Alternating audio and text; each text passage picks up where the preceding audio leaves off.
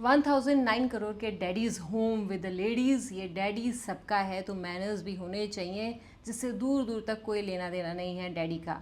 Daddy की toxicity दिख रही है, टॉक्सिक का टीज़र आ गया है और डैडी के साथ ही इस बार ट्रेलर में है उनकी परियां कियारा आडवाणी, नयनतारा, हुमा कुरैशी, तारा सुतारिया वगैरह वगैरह ग्लैमर का पूरा तड़का लगा रही हैं। अब इस ट्रेलर को देखकर कियारा भी बैकफुट पर है और कुछ सीन्स डिलीट करने की डिमांड कर रही है जो उन्हें अब अच्छे नहीं लग रहे हैं देखने में।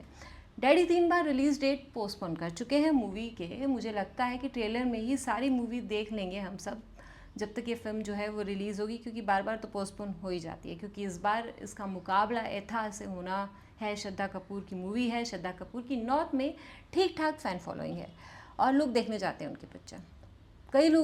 कई यूज़र्स का कहना है कि टॉक्सिक कितनी टॉक्सिक क्यों है ट्रेलर देखकर समझ आ रहा है, और शायद लोगों को भी ये समझ आ गया होगा कि धुरंधर के साथ इसको क्यों रिलीज़ नहीं किया गया, वरना इसका क्या होता।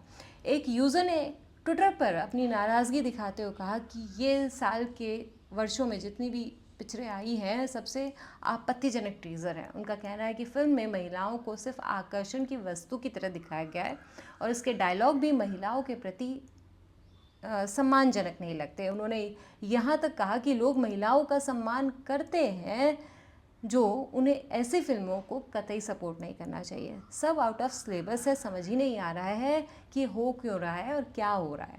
वैसे यश रावण का कैरेक्टर प्ले करने वाले हैं रामायण में, और यश का नेगेटिव शेड देखकर लग रहा है कि उनको क्यों आखिर रावण के रोल में कास्ट किया गया।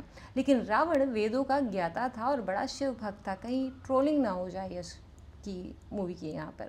यहाँ पर इंडियन कल्चर को हॉलीवुड में ठूस दिया गया है। अगर सोचो ट्रेलर ऐसा है तो पिक्चर कैसी होगी। एक और यूज़र ने लिखा कि अगर ऐसे ही टीज़र किसी दूसरे निर्देशक, खासकर संदीप रेड्डी वांगा की फिल्म का होता तो सोशल मीडिया पर महिलाओं को ऑब्जेक्टिफाई करने या ऑब्जेक्ट की तरह पेश करने को लेकर कहीं ज़्यादा विरोध देखने को मिलता। वहीं किसी ने इसे महिलाओं का अपमान बताते हुए कहा कि इस तरह की प्रेजेंटेशन जो है उस एक्सेप्टेबल ही नहीं होनी चाहिए। एक ने कहा कि किसी भी स्वाभिमानी महिला को इस तरह की अश्लील फिल्म जो है वो देखनी नहीं चाहिए, और जो भी पुरुष महिलाओं का सम्मान करता है उसे भी इस तरह की फिल्म का, घटिया फिल्म का बॉयकॉट करना चाहिए। मैं नहीं कह रही हूँ, लोग कह रहे हैं, यूज़र्स कह रहे हैं। फिल्म की कहानी गोवा के बैकग्राउंड पर बेस्ड है और 1940 से 1970 के बीच पहले 3 दशकों में एक शक्तिशाली ड्रग कार्टेल के उभरने की कहानी दिखाती है। इस फिल्म में यश जो है डबल रोल निभा रहे हैं। उन्होंने निर्देशक डायरेक्टर गीतू मोहनदास के साथ मिलकर इसकी कहानी और स्क्रिप्ट पर भी काम किया है।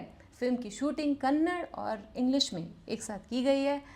अंग्रेज़ी एक्सेंट को लेकर भी यश की काफ़ी ज़्यादा ट्रोलिंग हो रही है, जबकि इसे हिंदी, तमिल, तेलुगु और मलयालम भाषाओं में डब करके रिलीज़ किया जाएगा।